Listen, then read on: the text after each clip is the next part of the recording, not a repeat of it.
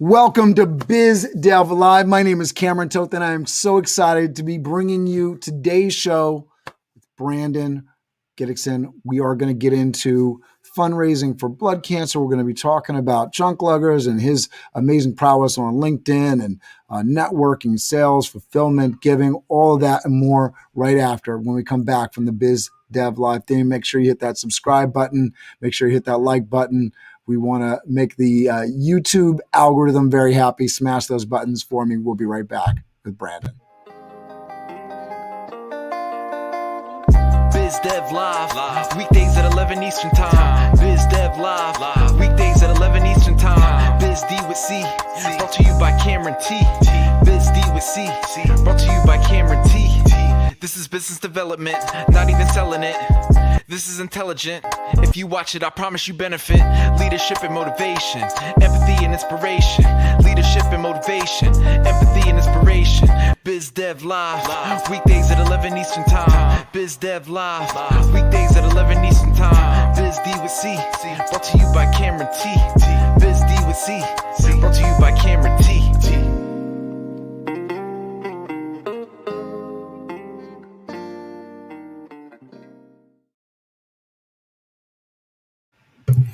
So I'm going to introduce Brandon here. I'm going to throw him up close on the screen so you guys can check him out. And Brandon, I met him, a young man who's got a lot of potential here that's doing big things. Brandon Gidicsin was raised on Long Island, New York, with the exception of living in Sweden between the ages of 13 to 16. After graduating college in New York, Brandon became a commercial real estate broker and left that industry after a year. Currently, Brandon works in business development for an eco-friendly junk removal company based in Stamford, Connecticut called the Junkluggers.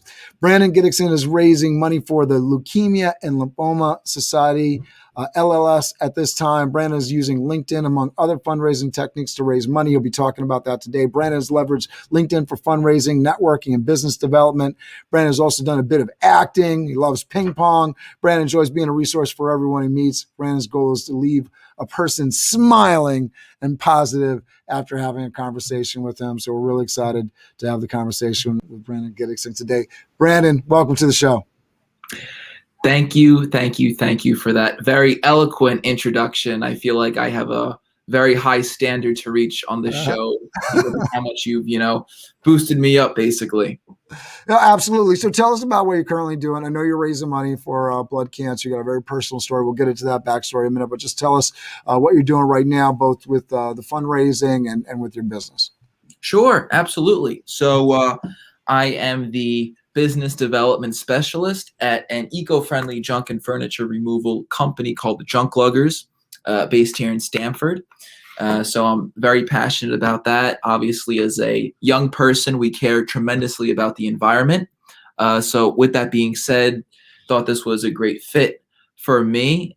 Really, really passionate about that. With that being said, I am also leading a fundraising team for an organization called the Leukemia and Lymphoma Society. My father passed away from a form of blood cancer, so it makes me very passionate about that. Passionate about raising money for good causes, whether it be for profit, as in the Junkluggers, or in the nonprofit like LLS. So.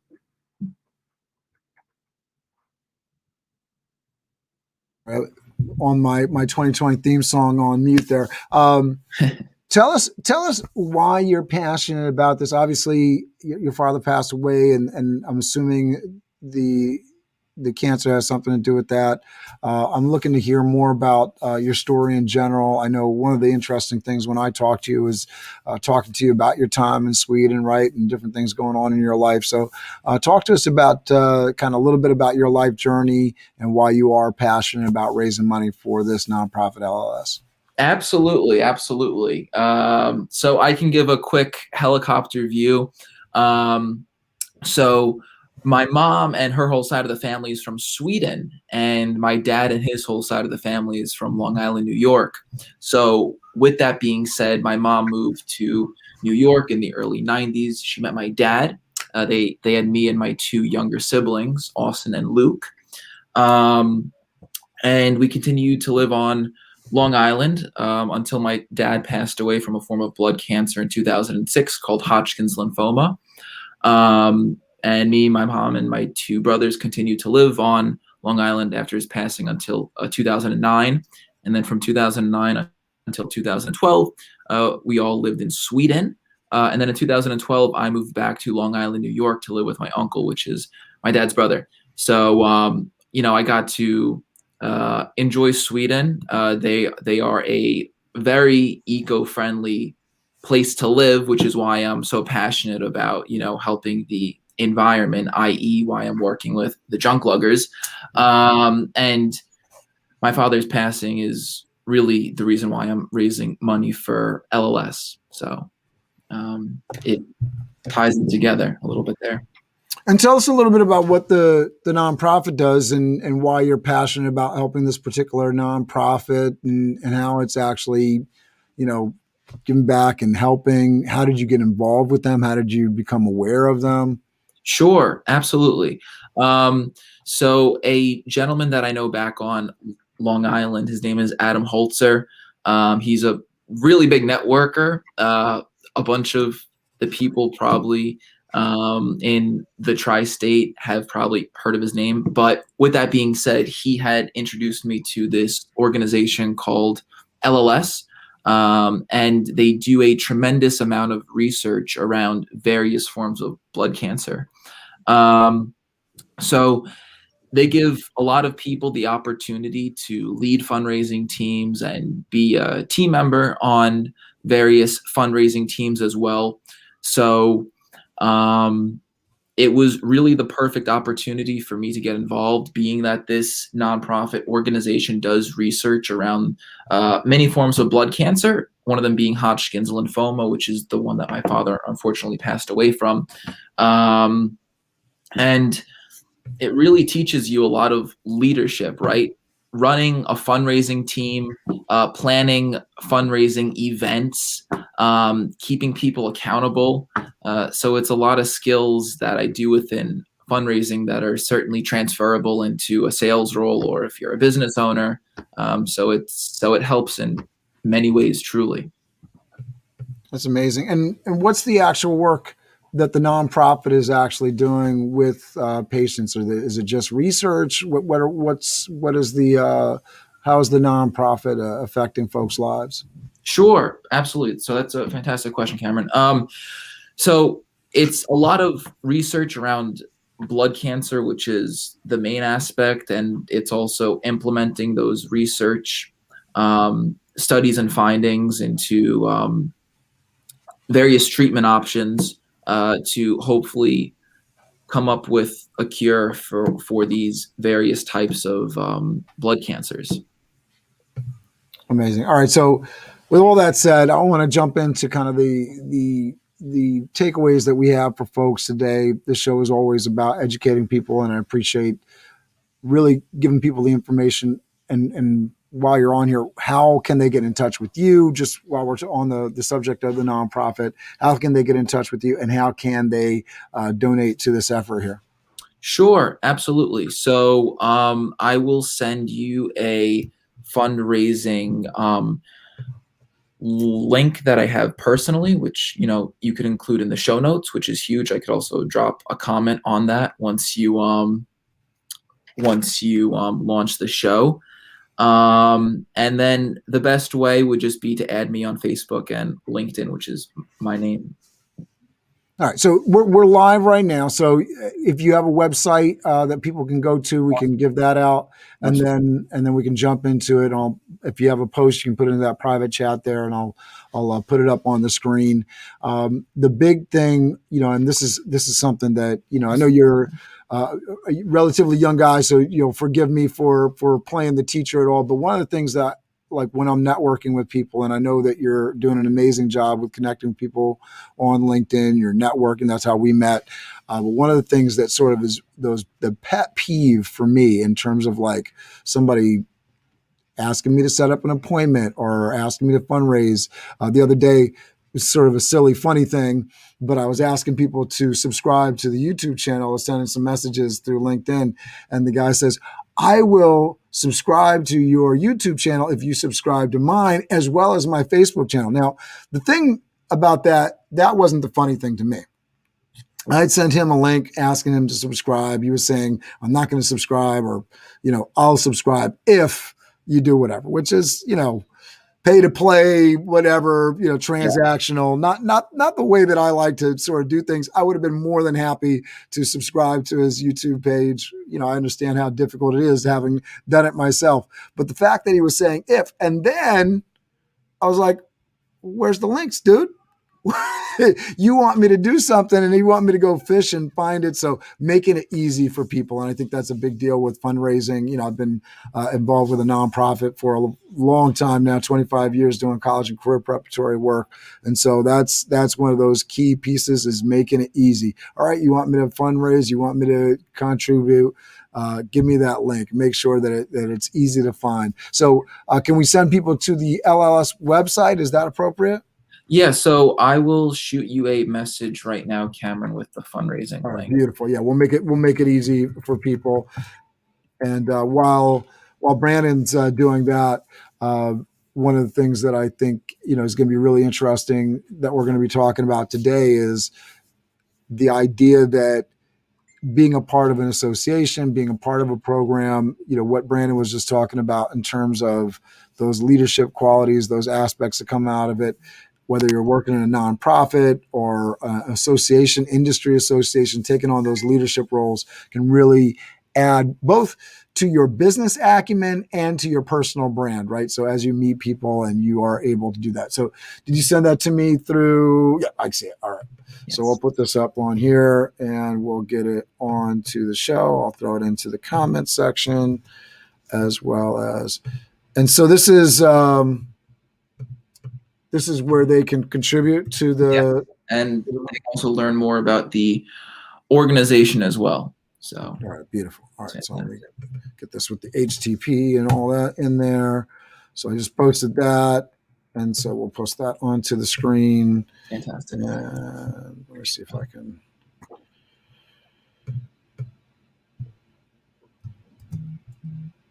And this is Brandon's Man and Woman of the Year fundraiser, right? Yes. All right, so I got that. And let me see if I can pull this one more time. We'll put this all together. All right, beautiful. All right, so I put that into the chat on YouTube and Twitter, so that went out, and people will see it on the show here. I'm going to throw it up with the title. There we go. Brandon's Man and Woman of the Year fundraiser. So you can go to pages.lls.org, MWOYLILI21 B Gidicsin. And then I'm going to say you could probably do a bit.ly link that would link to that. That would be a little bit easier to read and follow. So if you're doing other shows and whatnot, if you go to bit.ly and create a link that's customized, you can just do like bit.ly Brandon or something like that and get a shorter HTML tag. So talk to us a little bit about the benefit that you've gotten from participating in the fundraiser stuff. Obviously, it's great to be doing something. You're obviously passionate about it for personal reasons, but what are some of the leadership lessons and sales lessons that you've taken away from participating in the nonprofit fundraising? Yeah. So first and foremost, in sales, when you're following up with a prospect, you have to hold yourself accountable. Like obviously people can also hold you accountable, but if you don't hold yourself accountable, you're not really putting your best foot forward towards being successful, right? So with the fundraiser, if you want to raise as much funds as possible, you have to hold yourself accountable. And you have to follow up with yourself. So that's a direct correlation right away. Another thing is that working with a fundraiser, you truly find out how helpful people are, and the people who had committed to helping you prior, if they're still willing to help now, right? Because it's a 10-week fundraising process from March 31st until June 10th. And that's 10 weeks. And it's very time consuming, right? So if people commit prior and they're still committed through, it really helps weed out people who will stay committed, right? So you cultivate stronger relationships with people who are helping fundraise alongside you. And then also people who contribute towards your campaign, right? You start to see who's very selfless and people who you thought would help aren't helping. So it acts as a very good filtration system for weeding out people throughout your life. And you're obviously a person who's very helpful as well, Cameron, and I'm sure you've seen similar situations, whether it be, within the fundraising realm or even within your own business. Oh, you just unmute, Cameron. Thank you. Yeah, I'm playing with that button today. Here we go. So yeah, when you were saying filtration device, that having that filter of knowing who you're talking with, because it's one thing being in a networking group, you meet people. Just being a part of an association brings a certain level of credibility. People are, especially if they're members of an organization, they pay to play. There's a lot of pieces, because we could just go meet people out at, the community center, but you have no idea what kind of game they're talking, whether that lines up with reality, especially with young people. People like to live the Instagram life. You have no idea, what's in the bank account, what kind of business deals are true or not. And so, yeah, absolutely. You're a part of a nonprofit. Is their heart in the right place? Do they deliver on their word? Do they show up? Do they, and I've definitely gotten that from the associations that I've been a part of. By being a part of leadership, you get a deeper relationship. And so, for a guy for me, I didn't have a traditional college experience where I went and lived in dorms and, developed these relationships over, 4 years. So it took a while for me to get to that point in my life where I was a part of associations and really developing those friendships and business colleague relationships where I could really count on them. And so that's what it sort of sounds like to me when you're talking about, hey, we're, part of this group, we're fundraising, we got some like-minded individuals. And then that usually turns into relationships that extend to other parts of your life, whether that's Saturday, Sunday barbecues or turning it into business relationships that actually turn fruit. Maybe you open businesses, maybe you have new opportunities, maybe they have leads and referrals. There's a lot of different places a good, healthy relationship can go, right? Talk to us about, just in terms of, fulfillment, because you did spend a lot of time on talking about being very eco-conscious. Your time in Sweden certainly amped that up. Tell us a little bit about what's different between the United States and Sweden, from your memories, right, in terms of what they're doing, and what sort of pushes you forward, why you like what you're doing with the Junklugger business. How is that making an impact in your life, and how does that make you feel? Yeah, so thank you very much for the question. And when we had spoken initially for the first time, it was a few months back, and I had mentioned Sweden, and then you asked me why I moved back. And, one of the reasons is that at the end of the day, like, I'm a capitalist, right? So I want to be compensated for my efforts. So, if I'm working really hard, I don't want to be taxed very, very heavy. In Sweden, that is the case, but there are a lot of things that Sweden gets very right, with helping people who are in need.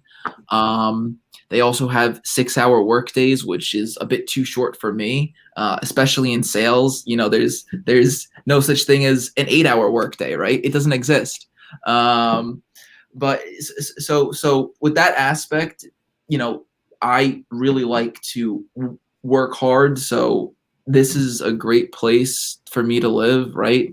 The U.S. really rewards hard work. So, from that sort of perspective, I love living here. But in Sweden, they care about their fellow citizen, in terms of reduced cost for healthcare and other social programs and things like that. And then the other crucial aspect, which I absolutely adore about Sweden, two things is like they care a lot about family time, which is huge. And then the other aspect is that they're eco-friendly, right? So it's illegal not to recycle in Sweden. Mm. And people take that really, really seriously. So in regard to that aspect, I love it. And I think it's so crucial. So, that's why having lived in Sweden, that whole mindset with being eco-friendly resonated with me tremendously. And it's very transferable to selling the service here at Junkluggers because we are eco-friendly, so. And let me ask you this question, because you'll be a little bit, hopefully, more educated on this than I am. A couple of different things. One, in terms of the recycling program, Sweden's recycling versus the U.S. recycling, because I know one thing, I don't know if this is exclusive to the United States, but, and I've read several articles about the fact that, a lot of the stuff that we recycle doesn't necessarily get recycled, doesn't get reused. It's thrown away, even though we've put this cost into collection and compiling it all, and even, have processing plants. What is there anything different in that piece of it in Sweden because of what they're doing to actually collect and process it? And are they doing things completely different in terms of their actual collection? Obviously, they've made it mandatory to recycle, but what are they recycling? That's, I'm saying, like, what materials are they recycling? Is there any differences between the United States and Sweden? Sure. So, two aspects of it that I'm pretty knowledgeable on. In Sweden, it's really important to have a composting system. So it's not very common here. So in Sweden, like in their yards and stuff like that, they have a container for things that they would compost. So those are things that would break down very easily. So and is that mandatory? It's not mandatory, but it's pretty widespread. Yeah. Yeah. Socially persuaded, I know I've given a lot of thought of it, but here I haven't done it. Right. So thinking about it and doing it are two different things. So I another push in that direction, because I know composting does just, it takes a lot of waste out of the stream. Yeah. So that's huge in Sweden. So in terms of things that could really, be composted, it's like food waste and anything that could really break down very easily. So anything that's organic, essentially, that's, anything from an animal, fruits, vegetables, food. So that's huge there to have in Sweden, which I haven't really seen a lot around here. There's not much. Yeah. So that's huge. The second aspect is that in Sweden, you're taxed heavier depending on the type of vehicle that you drive. So if you're taxed heavier if you drive a Cadillac Escalade opposed to, hypothetically, we'll just say a Prius, the inclination for you to have a more eco-friendly car is that much greater, right? And then the third reason, it's just there's a social construct in Sweden that you should care about the environment. With the culture here in the US, it's like we always want more and more. And that really causes a lot of pain on our earth, so it's just. That was one thing that came out from my mother's travels in Europe. I haven't had the pleasure yet, so I'm looking forward to getting over there and hopping around and exploring the cultures. But she, remarked significantly on the fact that there's definitely a culture of, like, I have enough. I don't need to have more. Like, I have a good life, and I'm good. There isn't this necessary complete drive, which, and I look at it, societally, look at the economy, you can look at the eco environment. That idea that we always need to have more, it drives so much negative behavior, especially for folks that don't necessarily have the drive, the entrepreneurial drive to maybe say, hey, I want to work an 8-hour day instead of a 6-hour day. That's my choice. I would say there's a lot of people that, I could work 6 hours. I'd be good if my benefits were taken care of. So yeah, I see the benefits of both mindsets, because I feel like, there's such amazing things that come out of, call it American exceptionalism, the capitalist mindset, but there's also this idea that, we can have a more balanced approach, and it isn't necessarily a negative thing. I just want to go to the laws around working. So let's say you're working in your business, your office. They have a 6-hour workday. What happens when you work 7 or 8 hours? Great question. And I'm very glad that you asked me that. So you can work 6 hours, but you have the choice to work more. Your employer can't force you to work more than 6. Though. So that's the sort of contingency with it.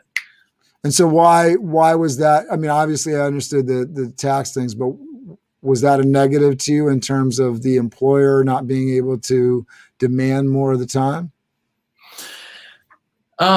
No, it's just more of the mindset of the people there, right? So there's nothing wrong with wanting to work a 6-hour workday, but I know that if I'm surrounded with people who have that sort of outlook on life, that won't reinforce a strong work ethic with me, right? Because you want to surround yourself with like-minded people who want to work hard, who want to just put in the effort to really have the fruits of their work and their labor rewarded, right? So it's just being surrounded by like-minded people, essentially. It'd be interesting, because you weren't really in the workforce, but it'd be interesting to compare and I know that like United States is one of the most productive nations in the world per capita. I know there's a lot of graphics. I got to go and look at my facts and figures, like Sweden versus the United States, to see if they're more productive in their 6 hours than we are in our 8, 10-hour, 12-hour, 16-hour days occasionally, right? It'd be very interesting to look at that. Talk to me about, this is a good segue into talking about networking, effective meetings and systems. Talk to me about that. Yeah. Networking is something that I've done for a while, So prior to being with the Junkluggers, I was in commercial real estate. So, I've been in the networking world for like 2 years now.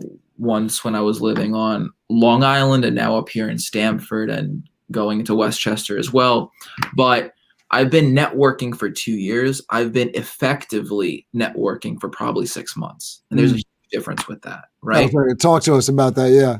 Because I'm very passionate about this, and when I network, I have a system and I'm really passionate. So there's 3 components to great networking, or there's a few. First and foremost, it's doing research on that person prior to you actually speaking with them, right?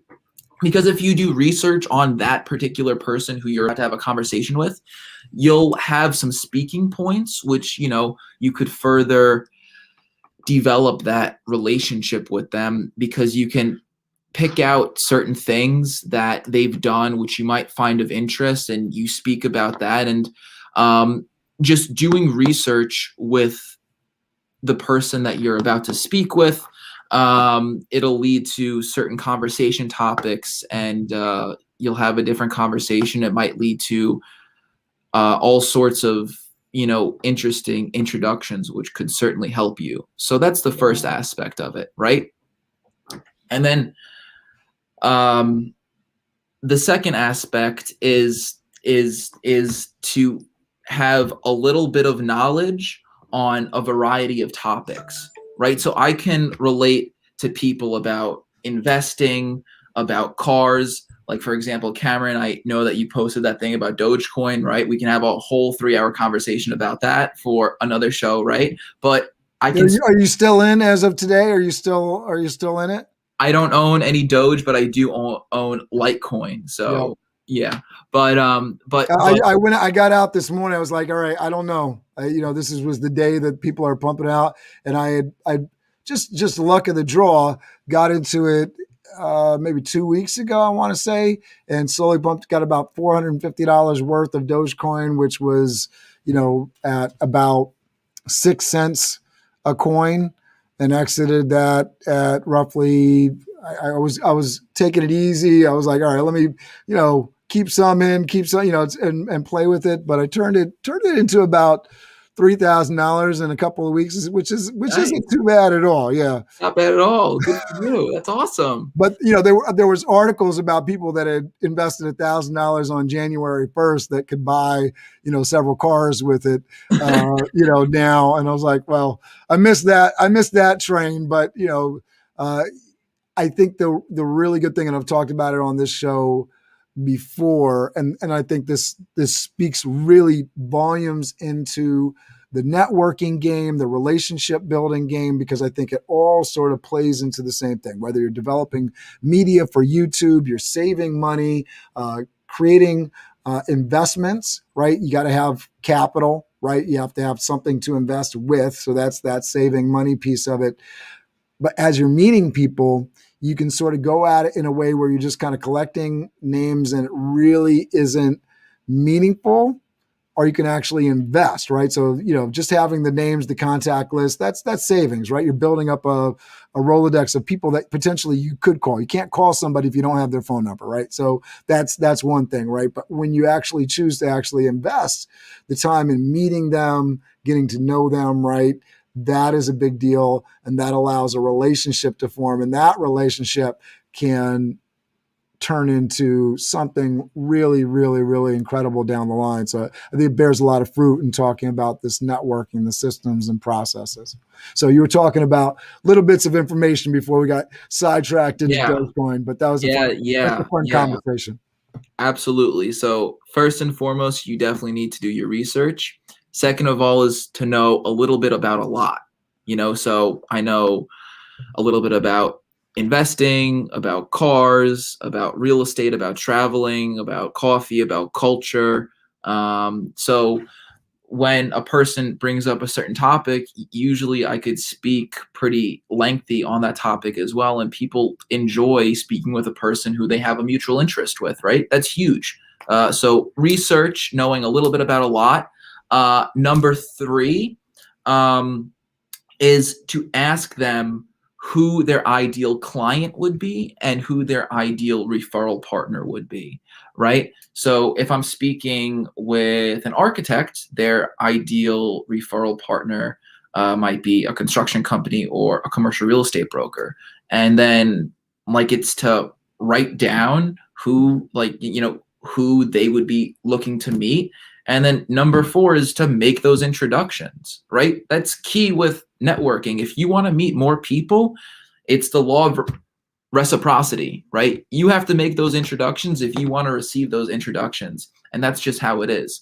And, people always ask me, it's like, oh, how do you have such a huge network? It's like, well, on the weekends, I spend a few hours exclusively writing introduction emails for people, right? So I'm providing a type of value outside of what I do for a living, right? Because that's what networking is not just to offer yourself a service. There's a ton of junk removal services out there, right? But I think the inclination for people to pick me over my competitor is to provide value outside of what you do, right? Is to provide those introductions. It's to engage with them on LinkedIn. It's to listen to them when they want to speak with you and if they have to vent about a problem, right? It's to provide that value outside of what you do, and you will be very, very successful, and I can guarantee that. And to me, all this speaks to personal brand. If you're researching the person that you're meeting, you come off as knowledgeable, as interested, right? And this is a personal thing, right? So, let's say you're representing Junkluggers or you're representing another company, right? Your company isn't going to be the person that the thing that I'm doing business with. I'm doing business with Brandon, and so personal branding, right? If I'm calling a company, I can. Especially when you're talking about commodities, that there's multiple places you can go and get this service or this product from. It becomes the person I want to do business with. And so I love what you're talking about. Research the person you're speaking with. That way you seem knowledgeable. You have more to talk about, know a little about a lot of different things in your research. If you don't know about something or a piece of their industry, right, you can go read an article, right? So I throw that thing in there, read, right? Read an article, right? Take time. I would say, right, if you're doing this like 10 seconds before you're jumping on a call with somebody, it's not enough time. But if you're spending 5 to 10 minutes, maybe in your morning routine or the day before, more than enough time usually, right? Ask who ideal client or referral would be. I love that. And then I think making those introductions and putting in that work. A lot of times people are looking for like the secret sauce when it comes to social media. And what you've laid out for networking is the secret sauce for social media, mentioning people, introducing people to other people, being a resource. It's key for that personal brand. I really like what you're putting down here. Brandon, how can people get in touch with you? Again, I know I have your LinkedIn address down in the description below. I know it's off on the side on Facebook, but is that the preferred way that you would like people to get in touch with you? And is there any other way that you would like them to get in touch with you? And who would you like to get in touch with? Who? That's a great question, Cameron. Who? I don't know. No, but yeah. So my phone number, cell phone, call or text, please. It's going to be 516-459-2775. And people always ask me who I would look to meet. People who are good networkers. We all know a good networker out there. We'd love to meet a good networker. I think that's really important. It's beautiful. And I'm going to throw on the screen one more time for the benefit of the Brandon's Man and Woman of the Year fundraiser for LLS.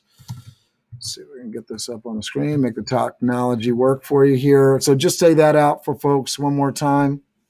Sure. It's going to be 516-459-2775.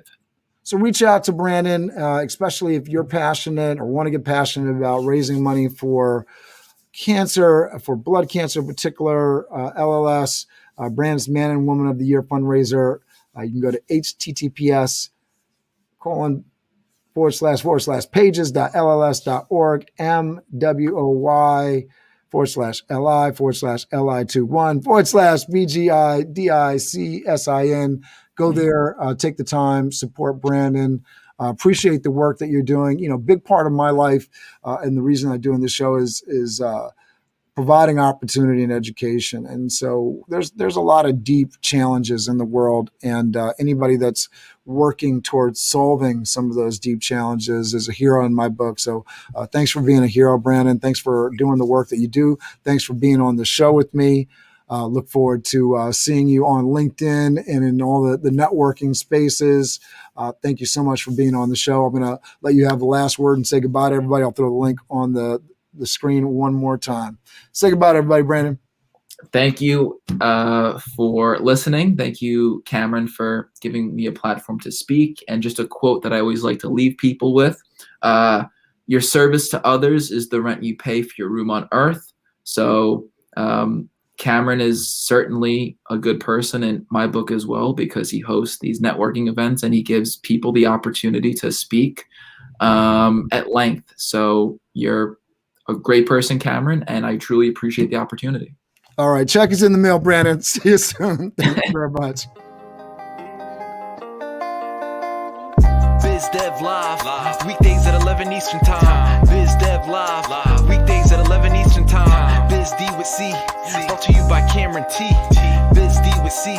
Brought to you by Cameron T. This is business development, not even selling it. This is intelligent. If you watch it, I promise you benefit. Leadership and motivation, empathy and inspiration.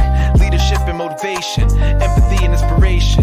Biz Dev Live, weekdays at 11 Eastern Time. Biz Dev Live, weekdays at 11 Eastern Time. Biz D with C, brought to you by Cameron T.